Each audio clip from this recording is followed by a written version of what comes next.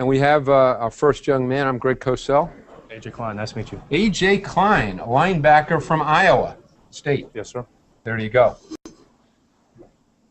Now, you were 47. Yes, sir. Not was 20. Not was 20. There you go. All right. So you're pretty excited to be here? Very excited. Great opportunity to come down. I mean, agent called me and asked me if I wanted to go to New York. So I said, why not? Free trip. And going to be a lot of great players that I've met over the past couple of months, especially at the Combine. Actually met Bruce at the Combine too. Mingo and right. O'Day. I mean, train with them at API. So it's great to come back and see everybody.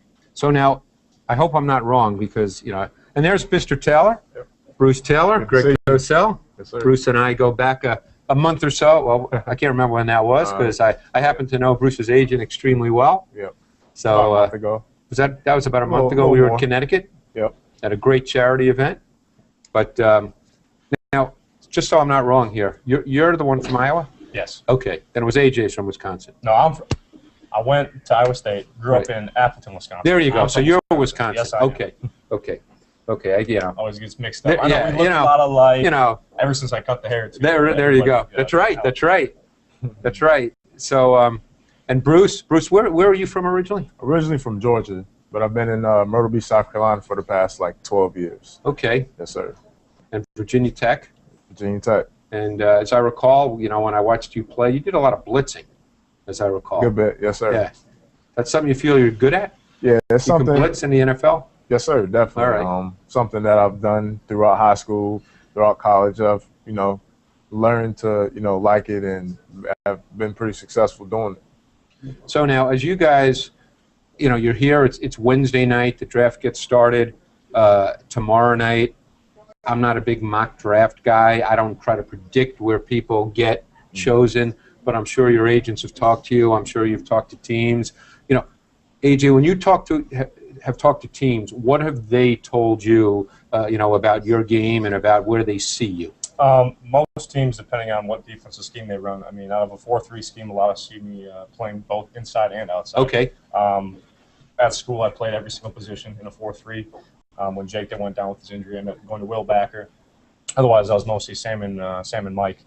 And a 3-4 scheme most sees me as an inside guy, yeah. But I think I bring that versatility, and I think I can obviously use my smarts to pick up the defense fast. And hopefully, I just want to make an impact anywhere. I mean, wherever I go, make it my goal to see the field early and be an impact player. Now, did you play special teams in college? I did. I played. Which obviously helps big time, you know, particularly if you're, let's say, a 3rd, 4th, or 5th round pick, as you guys, I'm sure, have been told that you have to make your bones on special teams. Right. That was a tough part. I mean, I started freshman year, started all special teams, and then into my sophomore year, I played a little bit, but lack of depth at linebacker and also just taking so many snaps, I ended up getting taken off special teams for the last 2 years, but I mean, I have experience, and yes, I understand it's a big part of the game, and I actually enjoy playing special teams as well. You know, and linebackers, and you're both linebackers, as you guys probably know and have been told, linebackers are always viewed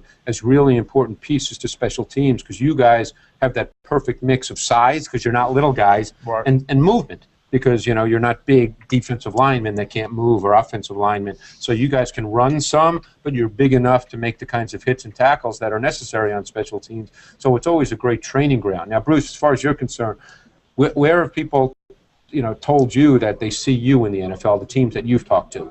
Well, you know, anywhere between, you know, the 4th round and then I've had some teams, you know, say they wanted to take me as a free agent. You know, but that's something that I'm really concerned myself with. I know what my abilities are, and I know that I'm going to get a shot. Right. And at the end of the day, you have to go into camp and you have to go in and win a position or win a spot in that 53-man roster. And I've kind of concerned myself more with that and not worry as much of where I'm going to get drafted. But I know that when I do get my shot, that I make the most of it and, you know, make sure that I make this thing a career. You know, I can tell you guys, and I know you probably intellectually know this, but then you have to put it into practice because I know a lot of coaches and talk to them. The most important thing for coaches, particularly with guys who maybe not are 1st or 2nd round picks, is the coaches have to feel that if you have to play, that they can trust you. You know, maybe you're not as gifted as the starter. That's probably why you're not the starter. But if you have to go in and play, whether it's 5 snaps, a whole game, 4 weeks, a whole season, they have to feel like you can execute your assignments and that they can trust you. And that's when people use the word being a professional, because it comes down to understanding everything that's in that playbook, so you know when a defense is called, you know your responsibility. Now, is that something you guys have a real good sense for in your mind? I think I take a lot of pride in that. I mean, that's something that Coach Rhodes and Wally drilled into us when I was at Iowa State, and taking pride in what you do and doing things right on and off the field both. So if somebody puts that trust in me to get the job done, I'm going to get the job done. How do you feel about that? That's definitely something that's been, preached to me even from, in high school ball. And I learned it at a very young age that if a coach can't trust you, then you're not going to play. So once you develop that trust between you as a player and the coach, where they can trust you to put you in different situations and know that you're going to perform at a high level, that just benefits you.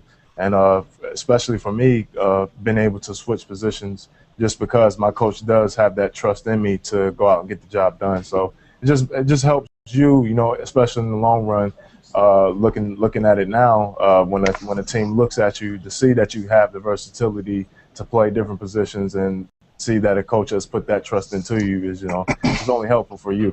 And I don't know your college coaches, but you guys probably know in the NFL, you've probably seen Hard Knocks, bits and pieces of that. I work with NFL Films. That's a show we do.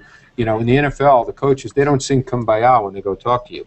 If you're screwing up, they'll let you know about it, and it's not always really nice. Right. So, are you guys ready for that? Or have you had that experience in college? I've had that experience. I think Wally Berman is about as old school as it gets when it comes to coaching, and he'll let you hear it. I mean, you can screw up on one play. 2 weeks later, he'll bring it up just to make you feel bad. Right. Have you had that it makes you a better player, and it makes you want to improve. It's accountability. Yeah, and he did a great job. I mean, he's taught me everything I know about football to this point.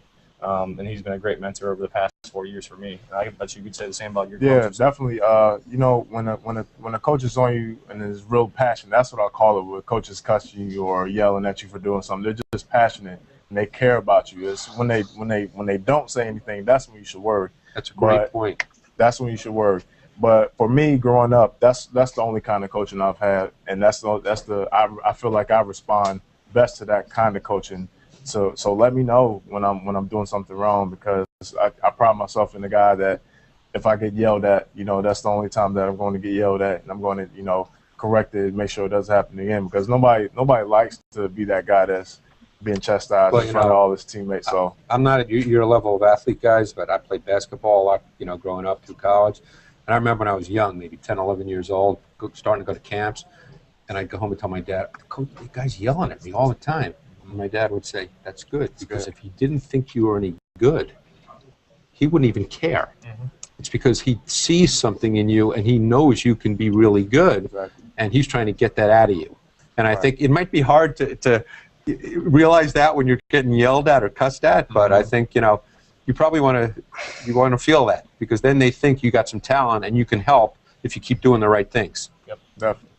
So, well, guys, it was great to meet you. AJ, good luck. Thank you very much. Bruce, good luck. I'm sure I'll be, in touch with you at some point because of Joe. Yes, sir. So good luck with everything. Thank you. And this is AJ Klein, linebacker from Iowa State.